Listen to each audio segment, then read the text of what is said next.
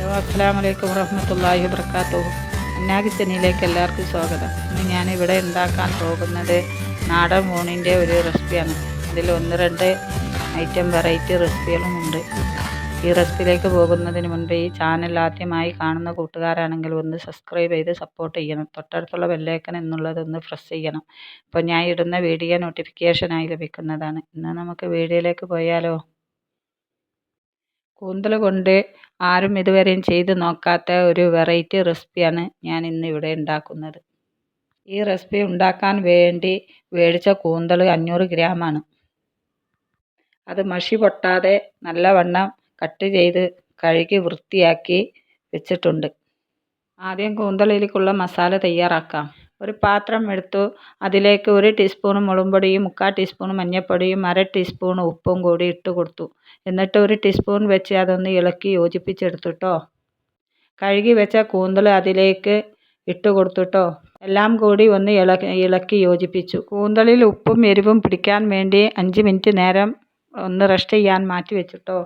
Gas on ചെയ്ത് ഒരു ഇരുമ്പിൻ്റെ ചീനച്ചട്ടി വെച്ച് കൊടുത്തുട്ടോ. ചീനച്ചട്ടി ചൂടായപ്പോൾ അതിലേക്ക് കുറച്ച് ഓയിൽ ഒഴിച്ച് കൊടുത്തുട്ടോ. ഓയിൽ ചൂടായി വന്നപ്പോൾ നേരത്തെ കായം തേച്ച് വെച്ച കൂന്തൽ അതിലേക്ക് ഇട്ട് കൊടുത്തുട്ടോ. ടീസ്പൂൺ വെച്ച് അതൊന്ന് നല്ലവണ്ണം മിക്സ് ചെയ്ത് കൊടുത്തു. 5 മിനിറ്റ് നേരം അതൊന്ന് കുക്കാവാൻ വേണ്ടി ഒരു പാത്രം എടുത്ത് മൂടി വെച്ചിട്ടോ. 5 മിനിറ്റ് കഴിഞ്ഞപ്പോൾ നമ്മുടെ കൂന്തലെല്ലാം ഇവിടെ നല്ലവണ്ണം വെന്ത് മുരിവായി വന്നിട്ടുണ്ട് കേട്ടോ. ഒരു പാത്രം എടുത്തു അത് വാങ്ങി വെച്ചു. കൂന്തൽ തയ്യാറാക്കിയ ആ ചട്ടിലേക്ക് കുറച്ച് ഓയിൽ ഒഴിച്ച് കൊടുത്തുട്ടോ. 3 ഏലക്കയും 2 കഷ്ണം കറുവപ്പട്ടയും അതിലേക്ക് ഇട്ട് കൊടുത്തു. 1 ടീസ്പൂൺ വലിയ ജീരകയും അതിലേക്ക് ഇട്ടു. 1/2 ടീസ്പൂൺ ചെറിയ ജീരകയും 3/4 ടീസ്പൂൺ ഉലുവയും അതിലേക്ക് ഇട്ട് കൊടുത്തു. എന്നിട്ട് എല്ലാം കൂടി ഒന്ന് ഇളക്കി യോജിപ്പിച്ചു. നേരത്തെ കട്ട് ചെയ്ത് വെച്ച 3 സവാള അതിലേക്ക് ഇട്ട് കൊടുത്തുട്ടോ. എന്നിട്ട് നല്ലവണ്ണം മിക്സ് ചെയ്തു. സവാള ഒന്ന് സോഫ്റ്റ് ആവാൻ വേണ്ടി 1/2 ടീസ്പൂൺ ഉപ്പ് അതിലേക്ക് ഇട്ട് കൊടുത്തു.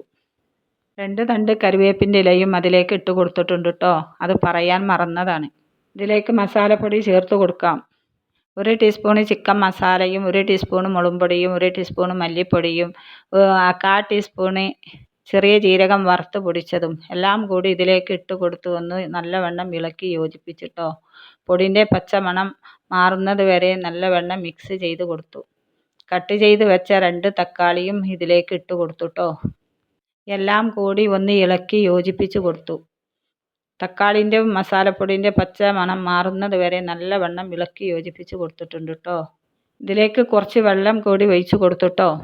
നേരത്തെ പൊരിച്ച് വെച്ച കൂന്തൽ അതിലേക്ക് ഇട്ട് കൊടുത്തു. എന്നിട്ട് എല്ലാം കൂടി ഒന്ന് മിക്സ് ചെയ്തു. ഒരു 5 മിനിറ്റ് നേരം അതൊന്ന് കുക്കാവാൻ വേണ്ടി ഒരു പാത്രം എടുത്ത് മൂടി വെച്ചിട്ടോ. 5 മിനിറ്റ് കഴിഞ്ഞപ്പോൾ നമ്മുടെ കൂന്തൽ റോസ്റ്റ് ഇവിടെ തയ്യാറായി. ഇനി ഉണ്ടാക്കുന്ന റെസിപ്പി പാവക്ക വെച്ച് അധികം കയ്പ്പ് കൂടാതെ ഉണ്ടാക്കുന്ന ഒരു കറിയുടെ റെസിപ്പിയാണ് കാണിക്കുന്നത് കേട്ടോ. പാവയ്ക്ക വട്ടത്തിൽ അരിഞ്ഞെടുത്തിട്ടുണ്ട് കേട്ടോ. 2-3 വട്ടം അത് നല്ലവണ്ണം കഴുകി വെച്ചിട്ടുണ്ട് കേട്ടോ. അതിലേക്ക് 1/2 ടീസ്പൂൺ മഞ്ഞൾപ്പൊടിയും 1/2 ടീസ്പൂൺ ഉപ്പും കൂടി ചേർത്ത് കൊടുത്തുട്ടോ. ടീസ്പൂൺ വെച്ച് അത് നല്ലവണ്ണം ഇളക്കി യോജിപ്പിച്ച് കൊടുത്തുട്ടോ. അരമണിക്കൂർ നേരം അത് റെസ്റ്റ് ചെയ്യാൻ വേണ്ടിയിട്ട് മാറ്റി വെച്ചിട്ടോ. പാവക്ക കറിയും പാവക്ക തോരനും ഉണ്ടാക്കാൻ വേണ്ടി ഞാനിവിടെ മേടിച്ചത് 300 ഗ്രാം പാവയ്ക്കാണ് കേട്ടോ. അത് 2 എണ്ണം ഉണ്ടായിരുന്നു. അത്യാവശ്യം വലിപ്പമുള്ള പാവയ്ക്കാണ്.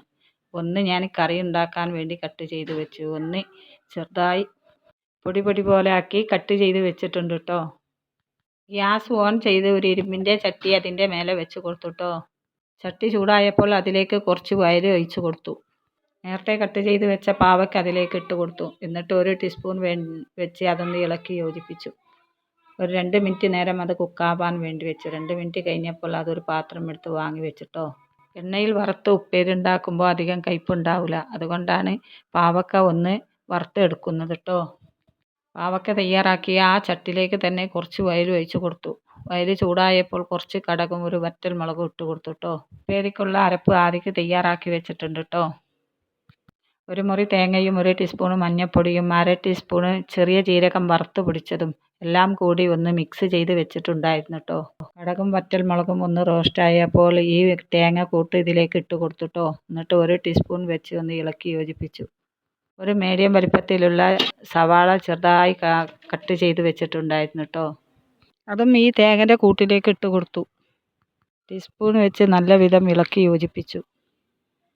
ഇതിലേക്ക് പാകത്തിനുള്ള ഉപ്പും ഇട്ട് കൊടുത്തു. എല്ലാം ഒന്ന് കൂട്ടി ഒതുക്കി വെച്ചു. അതിൻ്റെ മേലെ ഇത്തിരി വെള്ളം കുടഞ്ഞു കൊടുത്തു. പാവയ്ക്ക വറുത്തത് കൊണ്ട് അധികം വേവുണ്ടാവില്ല. ഒരു 5 മിനിറ്റ് നേരം അതൊന്ന് കുക്കാവാൻ വേണ്ടി വെച്ചു. 5 മിനിറ്റ് കഴിഞ്ഞ് അത് വാങ്ങി വെച്ചു. പാവയ്ക്ക തോരൻ ഇവിടെ റെഡിയായി. ഇവിടെ ഉണ്ടാക്കാൻ പോകുന്നത് പാവയ്ക്ക കറിയാണ് കേട്ടോ. നേരത്തെ മഞ്ഞളും ഉപ്പും കുഴച്ച് വെച്ച പാവയ്ക്ക എടുത്തു. അത് 4-5 വട്ടം നല്ല വൃത്തി കഴുകി എടുത്തുട്ടോ. ഇനി ഞാൻ പാവയ്ക്ക കറിയും പാവയ്ക്ക തോരനും എല്ലാം ഉണ്ടാക്കുന്നത് ഇരുമ്പിൻ്റെ ചീനച്ചട്ടിയിൽ വെച്ചിട്ടാണ് കേട്ടോ. ചൂടായ ചട്ടിയിലേക്ക് കുറച്ച് എണ്ണ ഒഴിച്ച് കൊടുത്തു. അത് ചൂടായപ്പോൾ ഈ പാവയ്ക്ക അതിലേക്ക് ഇട്ട് ഒന്ന് നല്ലവണ്ണം വറുത്തെടുത്തുട്ടോ. പാവയ്ക്ക ഒന്ന് കളർ മാറിയപ്പോൾ അത് വാങ്ങി വെച്ചിട്ടോ. ആ ചട്ടിയിലേക്ക് കുറച്ച് ഓയിൽ ഒഴിച്ച് കൊടുത്തു. ഓയിൽ ചൂടായപ്പോൾ അതിലേക്ക് 1/2 ടീസ്പൂൺ കടുകും ഇട്ട് കൊടുത്തു. ഒരു വറ്റൽ മുളകും. അത് റോസ്റ്റായി വന്നപ്പോൾ അതിലേക്ക് 5-10ഓളം കുഞ്ഞുള്ളി ഇട്ട് കൊടുത്തു.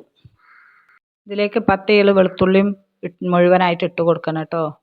എൻ്റെ കയ്യിൽ ഇല്ലാത്തത് കൊണ്ടാണ് ഇട്ട് കൊടുക്കാത്തത്. എൻ്റെ അടുത്ത് ഇഞ്ചിയും വെളുത്തുള്ളിൻ്റെ പേസ്റ്റാണ്. അപ്പോൾ വെളുത്തുള്ളിൻ്റെ പേസ്റ്റ് ഇട്ട് കൊടുത്തു കേട്ടോ.